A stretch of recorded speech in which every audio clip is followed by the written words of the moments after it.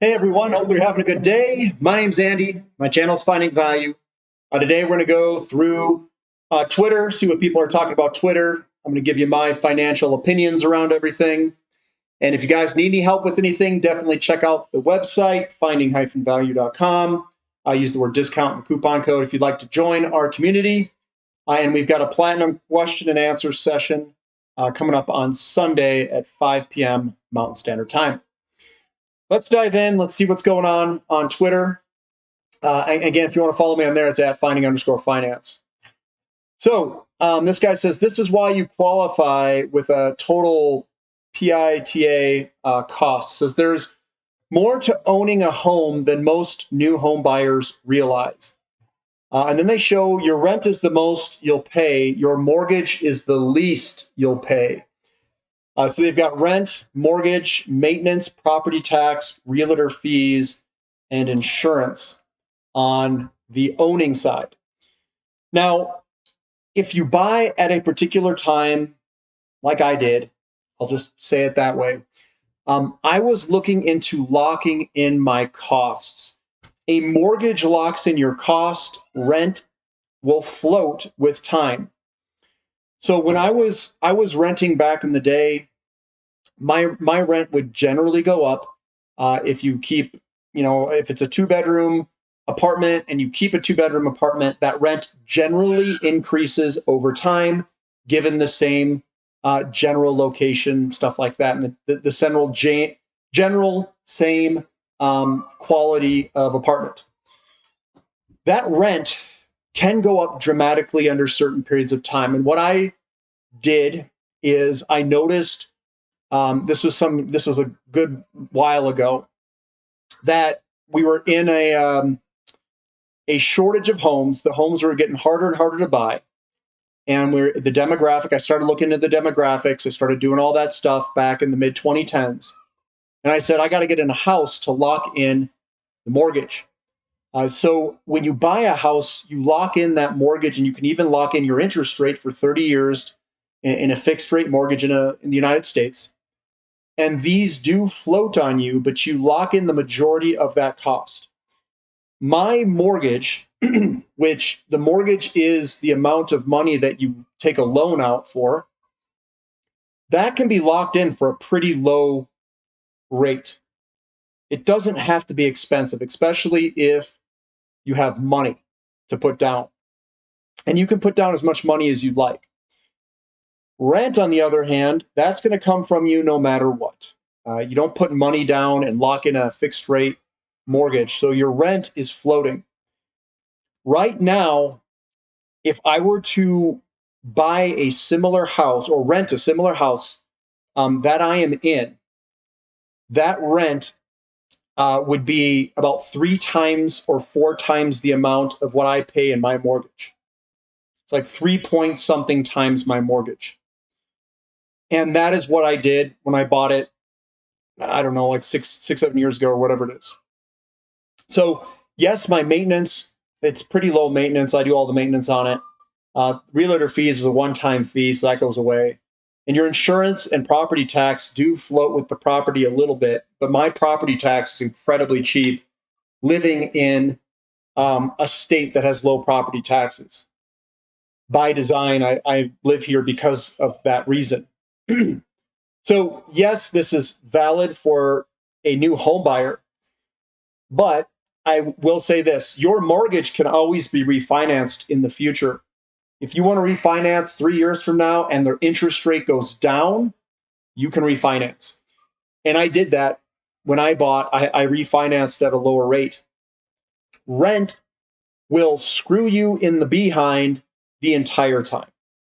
This will continue to go up and will continue to go up if you've got a shortage in the housing market, which I think we do. And the reason I think we do is because home prices are going up and rent prices are going up at the same time. And yes, it is a part of inflation, and it is part of the demographic that is causing the supply-demand tightness. Coming on down, it says, study successful investors, and you'll notice a common denominator. They are masters of psychology. They can't control the market, but they have complete control over the gray matter between their ears. And we went into this, one of the question and answer sessions, we were diving into this, and somebody asked, they said, I want to make a buttload of money. How do I do it?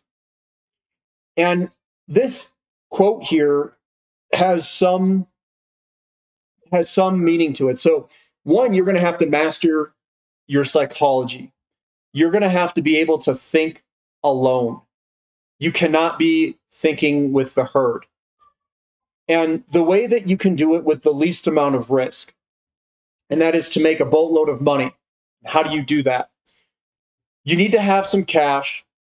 You need to wait for an opportunity. And if there's a lot of fear in the market, you got to go big when everyone else is selling. And you have to have the cojones to do it. That is where you have to master your psychology. You are going to have to be built different than everyone else. And if you want to make a butt ton of money, like a sick amount of money, you're going to have to buy a bottom or very close to a bottom where you get this alignment between ratios, market conditions, and technical analysis, the emotional aspect of the herd. And that's what I did when I bought the bottom of the oil market in 2020. We had all of that alignment. And the best way, well, maybe not the best way, it's any way to make a lot of money, but one way that I like to do it is I like to buy things where they've got infrastructure in place. You get that alignment, and the company has been sold off pennies on the dollar because maybe they've got a lot of debt. It does have risk, but that risk can generally be mitigated if it's a commodity company, if the commodity price goes up dramatically. And that is where you can make a lot of money. So that is one instance. There are some alignments today in gold and silver and some of these other areas where the commodity is cheap to other assets. Gold and silver mining companies are cheap to the commodity. And you're going to have to sift through the companies of maybe a developer or a company that is mining, that is producing, and you're playing one gigantic leverage play to the commodity price going up. But a mining company is not as simple as maybe an oil company. An oil company is basically playing directly the price of the commodity itself and the margins that they get. A mining company, you need gold and silver to go up a lot, and you need oil and some of their inputs to stay kind of low for their margins to get massive. So you kind of have to understand the market. You have to understand how to size positions and when to size them up. And what I mean by sizing them up, I mean when do you put a 10% position on something, and you're going to put some size in it. You need to know that the companies that you're putting size into isn't going to bankrupt you. It's not going to kill your portfolio. So you want to take enough risk. You want to balance that risk reward, and you want to make sure that you've got enough companies or the way that you balance the portfolio that it's not going to wipe you out. And the way that a lot of these guys make a ton of money, hundreds of millions or billions of dollars, is they generally size it up. They go into the company that they own massively during the right market condition, and they just put everything they've got into it.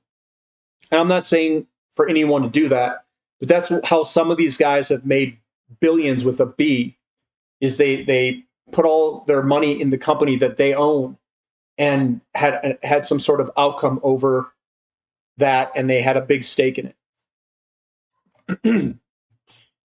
Mark says, honestly, you couldn't make this stuff up. Wind farm in Germany is being dismantled to expand a coal mine. That is interesting. We've got, the longer you can extend your time horizon, the less competitive the game becomes, because most of the world is engaged over a very short time frame. I completely agree with that, and I feel to some degree that some people in the comments section don't like that I'm a long-term holder.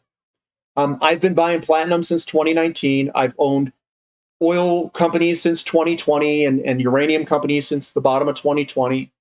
And I just continue to hold it. That is my advantage. And what you're doing is, if you're going to say, oh, you said that you're going to go, or oil is going to go to 250 a barrel, or oil is going to go to 500, or whatever it is. I do believe that in the long-term big secular bull market of commodities. I am not making any claims over a very short time frame. That is not the game I'm playing. I am playing the game of a decade. Why am I playing that game? Because William Brown knows what he's talking about. The longer you can extend your time horizon, the less competitive the game becomes, because most of the world is engaged over a very short time frame. I win because of my time frame. And I chose that time frame because I know I could win. I can wait people out. And that is my advantage. I don't have quarterly bonuses. I don't have quarterly things. So all I have to do is find the companies, get the direction right, buy it when it's cheap, and just hold on for the entire bull market. And the one thing I find highly annoying is when people come to Twitter or whatever, and they keep talking to me about short-term price movements, whether it's 2 months, 3 months, 1 year, whatever it is, and they're like, oh, it went down. Oh, you're wrong. Oh, it's this. Oh, it's that. Guys, it doesn't matter. I'm in it for a period of time, and the secular bull market is occurring, and everything is shifting in a positive, fundamental way for that outcome. And that is what I focus on. I don't focus on the very short-term time frame, which is less than a year or two. I focus on the big, long-term fundamental problems in the market. I'm a hybrid. And then I use the long-term charts, which is charting the fundamentals, to get that right and to make sure that it's progressing in a positive way. It says rising inventory is boosting home sales. We've been watching for this dynamic for a few months, and it's showing up finally. Inventory is up 2% this week to 422,000 single-family homes, and pendings are up 3%. More details in this week's video. So that's inventory rose 2% this week. Last year's inventory rose 6% at the end of April. So that's that. I won't go through the whole thread there. Here's Grady. He says the inverse correlation of gold versus the dollar can be strong shorter term, but longer term it's not an issue. This chart fits well with the USD most probably has topped for good. As said when called, the USD top back in September. Time for gold to outperform. And this is a very long-term chart. If you had purchased even towards this right-hand side in 2000, 2001, 2002, all the way up to the breakout of 04, you would have had a very big run in gold. We are doing that same type of move in gold right now. It's been consolidating for 12 years. It should be time for another big breakout, looking for a similar red pattern inside the triangle. Time for another long period when gold outperforms the United States dollar is what's coming. Here's Cuppy. I like Cuppy just because I think he tries to dig a little bit into some of these, other people in the markets that give him crap. He's another longer term investor, and I think he can stick with the current. What I mean by that is like he's got the wind at his back, and he continues to keep that wind at his back, even if things look like they're changing in front of him. So he says, it feels like today is the day that we enter the inevitable emerging market crisis. Watch TLT and free fall. Meanwhile, all the macro boys are hiding in duration and ED calls because that's what's worked when we were still serious about being a country. It says only two levels matter. Watch $2,000 in gold and watch $100 in TLT. If either of these are given, we effectively have entered an emerging market crisis. My friends overseas know how to play this. Western finance bros are going to get looted and badly. Whose team are they going to be on? So they're playing the old game and the old paradigm of what worked. What he's saying is this new shift of increasing interest rates, this new shift to a higher inflationary environment is something different. And a lot of people don't know how to play this game. He knows what it looks like because he's looked at a lot of the emerging markets crisis. We're talking about currency devaluation, interest rates going up in bond markets. He thinks that perhaps something similar is coming to America. And I agree with him. Says if you want to succeed in investments, start early and try hard and keep doing it. All success comes that way, by and large. U.S. gasoline demand rose by 1.7% last week, in line with seasonal trends. Bullish oil. We've got copper. Copper's crossed the Rubicon, the death cross. What that is new copper supply likely required above the base case. We're basically got the death cross into deficits, is what that is saying. We're going to eat through our inventory levels, and it's going to get real ugly here very soon, where prices are going to go up and ugly for the actual physical commodity market of copper.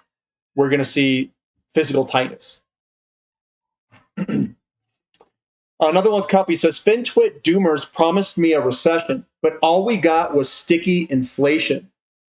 And he's laughing at this because it says, Gas Buddy, U.S. gasoline demand rose 1.7% last week and was 2.3% above the 4-week average.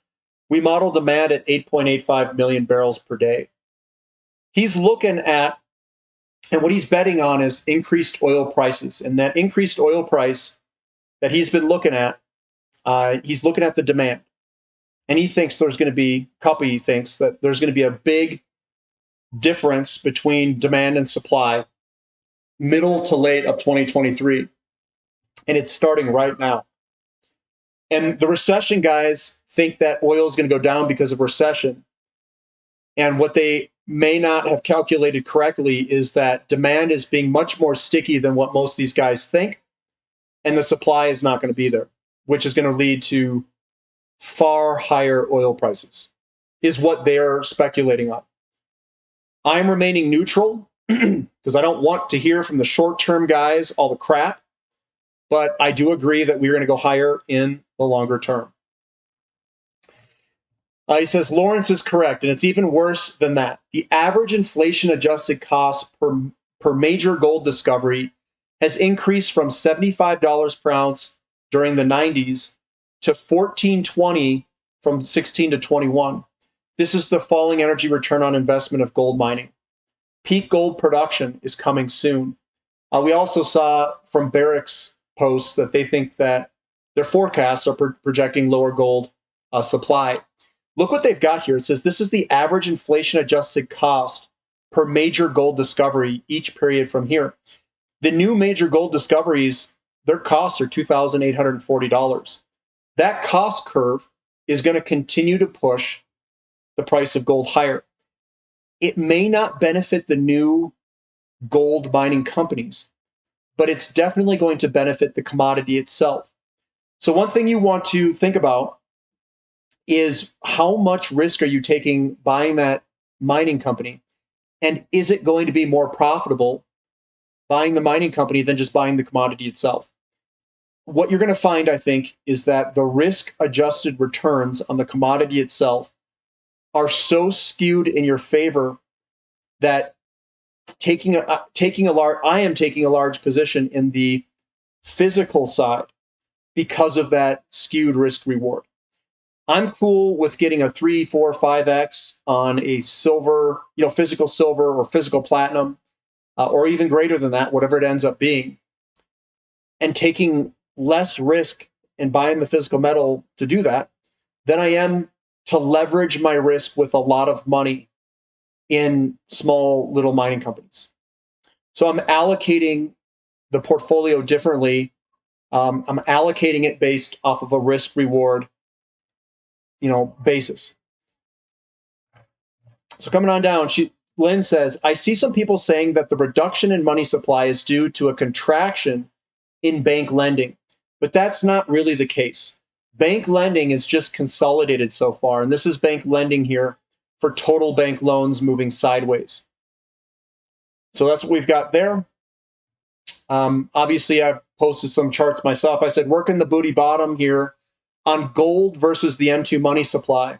And we've broken out to the upside for that. Gold is going to outperform the M2 money supply. Coming on down, I also have a big thread on the demographic drives commodity bull markets from the credit expansion side during a surplus of commodities. So credit is what drives these commodity bull markets when there's a surplus of commodities in the system. What's coming is going to be a deficit in supply. This could be something that we have not seen in our lifetime. At least people that are of my age, 41 years old. He says, pay attention, the macro landscape is changing. And what he's got here is the Wilshire 5000 priced in gold, and we're breaking it to the downside here. We are seeing these gigantic chart patterns all break favorable for precious metals and commodities against anything, against bonds, against financial assets, against real estate. It doesn't matter really what it is. So in my opinion, given these long-term trends and where the ratios are located, I think precious metals and commodities are still going to vastly outperform over the next decade plus. And we've got the home builders here. I said home builders continue to do well as we kick off this expansion phase of real estate. This is signaling where we are at in the cycle. XHB continuing to move on up. I've got Leonard Corp all the way up, breaking almost all-time highs here. And then we've got Meritage Homes also at all-time highs. So obviously I cherry-picked some that are already breaking out, but those are the ones that are the leaders, and they're breaking out to the upside for a real estate expansionary phase. This was the gold cycle. I've talked about this before. We've got the declines in each of these big bull markets in gold. And then the forecast is from 2020 onward is a decline in production and supply of gold by 40+%, which is crazy. Coming on down, got a lot more that I'm going to skip over. Here's another one says, so this is natural gas.